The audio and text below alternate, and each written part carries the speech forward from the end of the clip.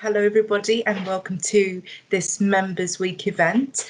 So we're shortly going to be discussing the local groups and I just want to introduce myself first of all. So my name is Susan Ayall. I am the Membership Development Manager here at RSS and I'm going to be chairing all of the Members Week events this week.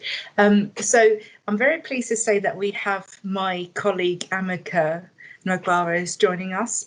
So she is the Member Engagement Manager and she's just going to be talking about local groups and what you can do to be involved. You can type a question throughout the presentation. I know in some of the presentations that's not been the case, but this one you can just type up a question that comes to mind. So that's enough of an introduction from me. I'd just now like to hand over to my colleague Amika Nogbara for local groups. Thank you. Thanks, Susan. Hi, everyone. Thank you for joining us for this session on local groups, RSS local groups. As it says, I am the Member Engagement Manager, and my role basically involves supporting our local groups around the country. And so basically, this is the link where you can find more information about our local groups. But to give you a bit of an idea, we do have 19 local groups currently spread around all UK regions, and we have also one overseas. So we have quite 3 in Scotland, one in Northern Ireland, one in South Wales, and the rest are in England. And followed by that, there's one an international local group in Nigeria. So we do have quite a few local groups, and a lot of them have been running for quite a few years. So we have some that have been running for about 75, 80 years. So so the society has sort of a long history with creating local groups. And why is that? The society has been going for about 186 years now, but the reason for this is because local groups, they are an opportunity for our members to network, to connect with each other, to learn about the latest developments, to meet people working in the local industries and the local organizations and like-minded people who are interested in statistics and data. They do it in different ways. They organize talks, they organize events, they organize social activities in their geographical area. And in most cases, they will fall into these 3 different areas. So it's either all about sharing statistical knowledge and expertise with the local organizations there.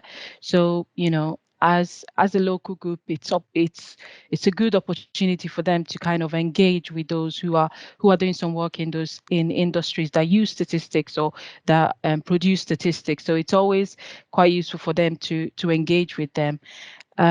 Another way they do that is by organizing events with our sections and special interest groups on specific areas. So every section and special interest group all have different areas or topics of interest. So it's useful for them to be able to bring those groups, sections who potentially would probably be based and organizing their events in London. They bring them down to the region or to their local area to organize some form of event or to give a talk on a particular topic area. They also communicate the value of statistics to students. So in most cases, our local groups will be based close to a university, and there are secondary schools as well in the area and primary. So our local groups look for ways that they can engage with them. Just to flesh this out a bit for you, I've given you some kind of examples here on how local groups have kind of used that opportunity of sharing statistical expertise. So they organize events based in collaboration with certain organizations. So that's a way to invite them in. So having them partner and, bring in speakers who know something around those areas will mean that, they can bring in people who are working in that area, but also people who are interested in the area that they're talking about. So an interesting one from a few years ago was the Merseyside local group who organized an event with the Chester Zoo. So they were able to organize the event there and encourage their conservative scientists to actually talk about the way they use statistics in their work, in their research. So yes, quite interesting ways that our local groups have gone about promoting the use of statistics within their region. Events with sections and special interest groups. So, we have 16 sections. So there are enough sections that they can approach to organize an event or collaborate with on their event. So people like the International Development Section, who are keen to promote sustainable development goals. They've been invited by, several local groups to speak in this area and to kind of spread the word on why this is a key area for them or why it's part of their remit. So last year, the West Midlands local group did invite them, and they were able to kind of explain what it means to statisticians. So yeah, sometimes it's all about bringing topics that probably were held in a different region to other local groups around the country. So as I've said, we have quite a few sections within the society. They range from data science to our young statisticians. So it's useful that, at least local groups know that they don't always have to go out to look for key areas to organize an event on. So sometimes it's all about just inviting or asking or speaking to one of our sections and seeing what topics they're looking at, or doing something on, and whether they'd be willing to bring it to that local group. So in most cases, you will find our sections bringing their topics to your region. And the same goes for special interest groups. So special interest groups are sort of they're kind of the a pre-section. So if a group, if we feel like there's an area within statistics that's not yet covered, we will create a special interest group and gauge interest within the membership on that topic. And if there is, and I think they do it for about 3 years, and if after 3 years they've built enough interest within the society, then they are converted to a section. So quite a few of our special interest groups at the moment are going through that stage. So we do have data ethics, women in data science and statistics, the teaching statistics, and the finance and economic statistics. So these are also groups that would look to go out to our local groups and organize events with them. I know for events before COVID hit. So hopefully, they will either be moved to the next year, or they will be organized remotely, so that at least they will still happen in a different format. Yes, so in terms of communicating the value of statistics to students, our local groups do it in many ways. So within the society, we have the William Guy Lecture initiative, which is run by our educational team. So someone every year is appointed as our William Guy lecturer, and they have a topic which is aimed at students and our local groups are given the opportunity to invite them to their area to speak to either university students, primary schools, or at secondary schools. So it's an opportunity for the lecturer to kind of share an interesting area or their research on a particular topic. So every year a new William Guy lecturer is appointed, and in most cases, you've probably heard them speak about their work, and it's a good area for our local groups to continue to kind of share and promote the importance of statistics to students. Other ways they do it is by attending Science Festival. Edinburgh Science Festival is one that some our Edinburgh-based local group has participated in, and there are things like the British Science Festival and other local festivals which our local groups try to attend and do particular activities, and they use this opportunity to not just engage with students but families and anyone on the system basically as well. The Maths Week Scotland is an initiative that was introduced last year.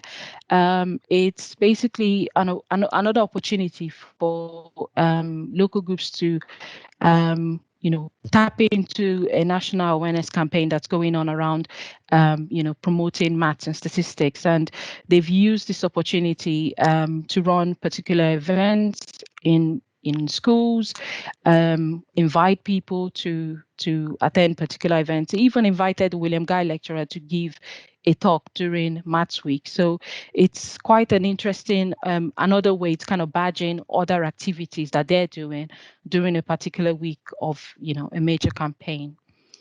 Want to also highlight is the Young Researchers Symposium, which is run biannually by our Highlands local group. So this is something that they do, to encourage, undergraduates to kind of consider statistics. And they have things like they bring in someone to give a keynote, a statistician, but also they have poster sessions, they have breakout sessions. So, career young statisticians or statisticians of the future can kind of learn about the different ways that statistics or statistical research is going. So it's one to look out for if you are based in the area. So in terms of our local groups, they all have their dedicated pages on the RSS website. So I thought it'd be worth, sharing that with you so that you can see, and I think it's worth having a look at, because now you can subscribe to their mailing list, and so you will be able to get, information as early as possible when an event is they've organized, and you can keep on top of their activities as they are planned and delivered.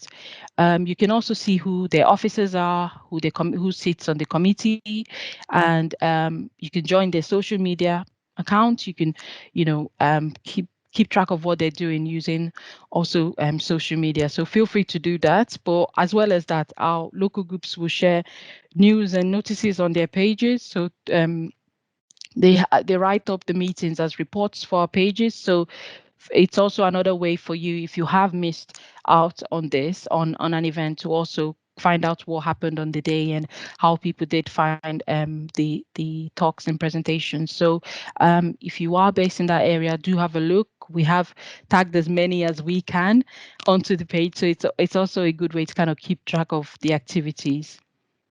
As you can see, there's also upcoming meetings and events. So it's another way they submit their events to the event calendar, and it will show up on their page. So you will know, you can click there and register and, sign up and make sure that you're booked in for any upcoming event. So I would suggest, having a look on their page and see whether you've missed anything or any communication on upcoming events.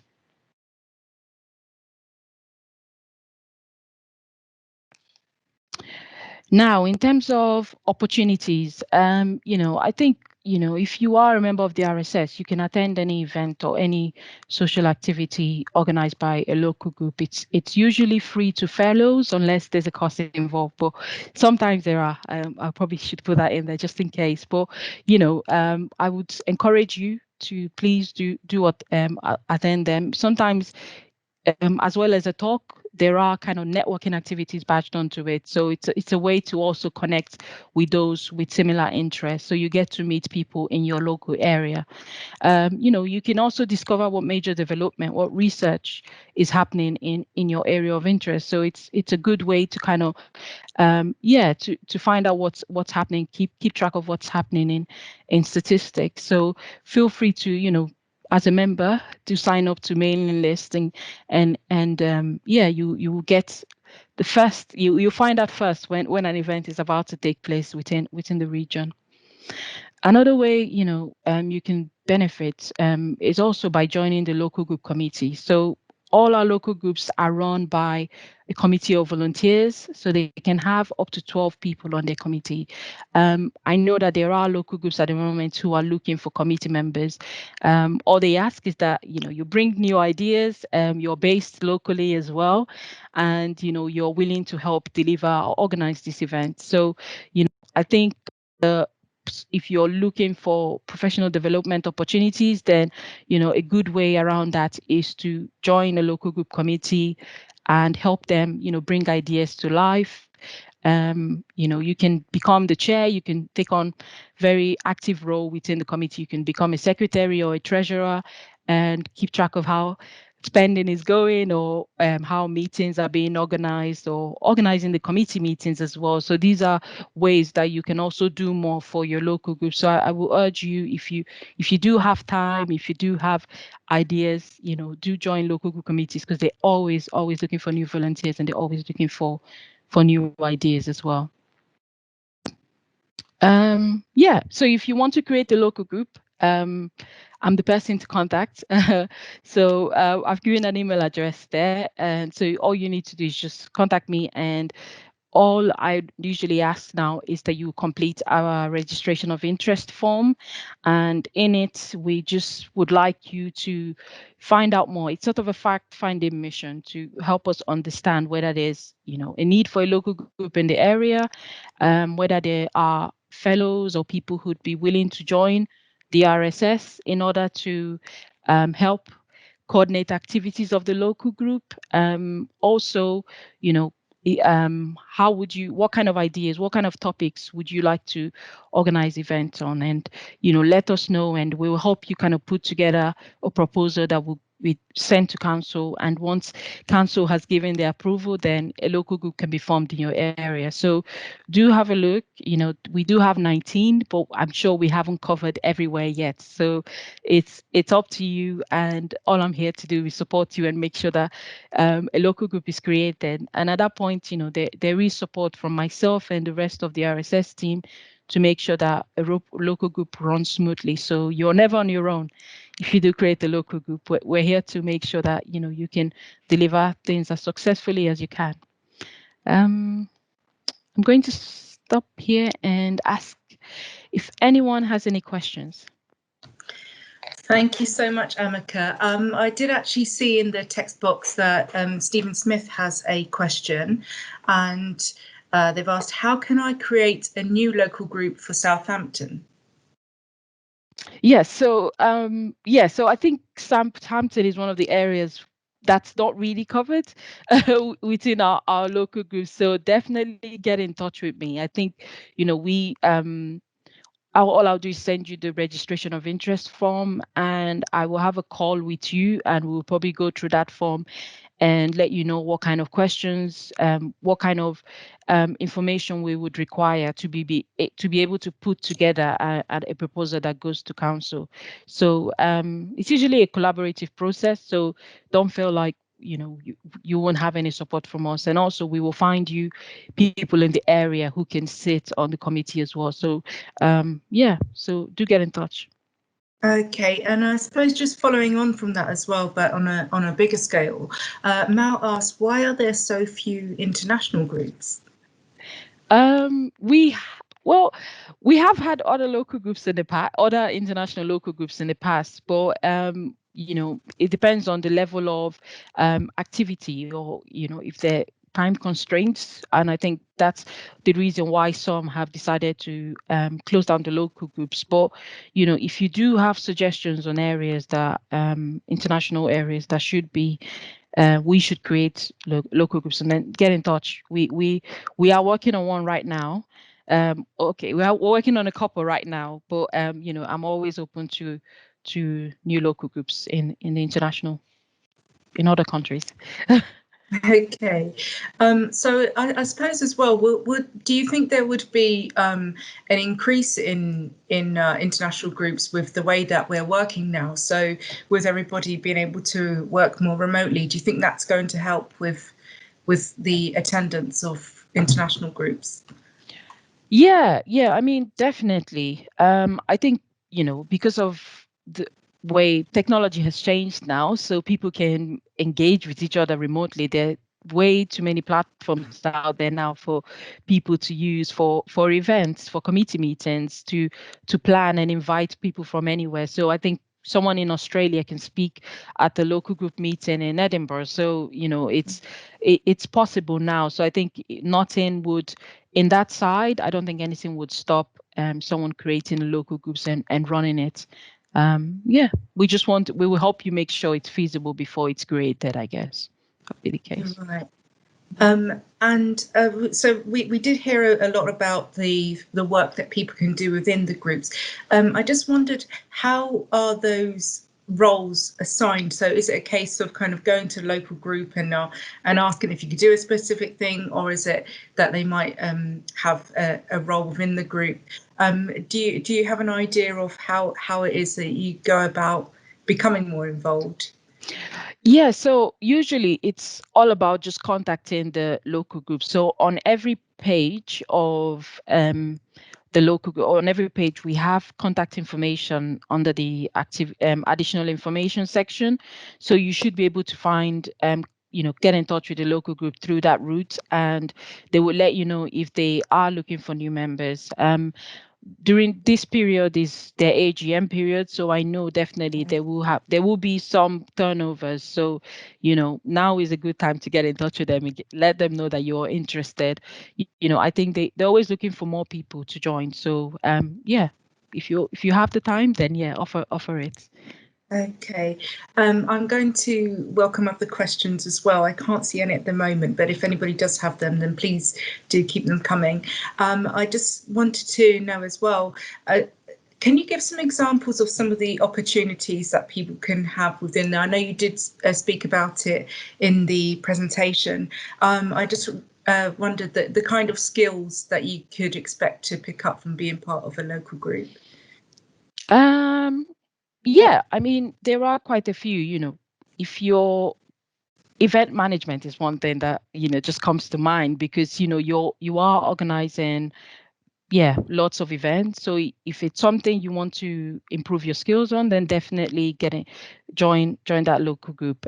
Communication skills, you communicate ways. So, by email, but also, if normally local group meetings are in person, but if, sometimes you'll be asked to chair the meeting, but also you'll be asked to prep the speaker and things like that. So you might have a phone call with them, you might have, meeting with them just before it starts. So these are ways that, you could improve your communication skills. In a way, some ways, it's about project management as well. In a way, it's not really big project, but in itself, it's, if you're organizing an event, if you're planning an annual program for a local group, then that is a skill that you can bring to the table and you can sharpen, using just being part of a local group. So if you like to see how things go, if you like to understand how this fits with this or how to make certain things happen, I think definitely if you are a project manager type person, then yeah, you can use a local group to improve those skills. Trying to see if there's anything I've missed. You are networking, so you're improving your interpersonal those skills as well if you network with other people. So yeah. It's been interesting from the talks that we've had so far. One of the presenters mentioned that they believe that the kind of skills that you have outside of statistics and data analysis, they're actually just as important as the subject itself. So would you agree with that? Yeah, definitely. I mean, sometimes, somebody on the committee might have a really good idea for an event that they want to run, but they never really know who has expertise in that area, who can talk about it, but also how, what areas they should cover within that event. So sometimes, you having so much knowledge in statistics is quite useful for the committee itself. It can help them know whether they're in the right direction in the topic that they're looking at. So yeah, I think it's quite important as well to have statistical knowledge to be able to sit on the committee as well. Yeah. Okay, and presumably this all counts to the CPD as well. Yes, definitely. So, serving on a committee, attending local group meetings, these are all CPD type activities. So these are things that you can put in your portfolio. Yeah. Okay, that's So what would you say to people who are thinking, well, I would like to get involved and I have all these ideas, but I just don't know that I have the time to commit to it. Is this something where you can kind of be a bit flexible with the time, or do you think it's better to kind of set out when you can fully commit to joining a local group? I mean, I think it's something that the local group can be flexible on. I think because, in most cases they have quite a few people and everyone, has a day job and they're doing other things as well. So I think if you have some time, by all means, I would encourage you to sign up and serve in a local group, because, just even bringing ideas to the table is a useful thing for the local group. If you're not able to organize it, then I guess somebody else can organize it. So the next time you might have more time to be able to do it. So, but if you don't, I'm sure there's somebody who can take, that idea and run with it for you. So, every little helps, I would say. I think that's the take home. Okay, brilliant. Okay, so I'm just going to throw out one last opportunity for questions. We don't seem to have any so far, so I'll just give it a little while. Do we have any questions for Amika about anything that's been mentioned in the presentation? I think everyone's got a bit quiet, aren't we? But yeah, no, it is fascinating to see that, because I think a lot of people think that the, when you join up to an organisation, particularly a membership organisation for a profession, you think that you join it and then that's it. But it's interesting to see that the RSS does have a commitment to getting people involved and to get more out of it for their career as well. So that's brilliant. I don't see any further questions. So if it's okay with you, Amika, I'm going to leave it there. But I do want to say thank you so much for giving this talk today. I think it's opened a lot of people's eyes to what they can get out of their membership. Thank you. Thank you, everyone. Thank you, everybody. Bye. Bye.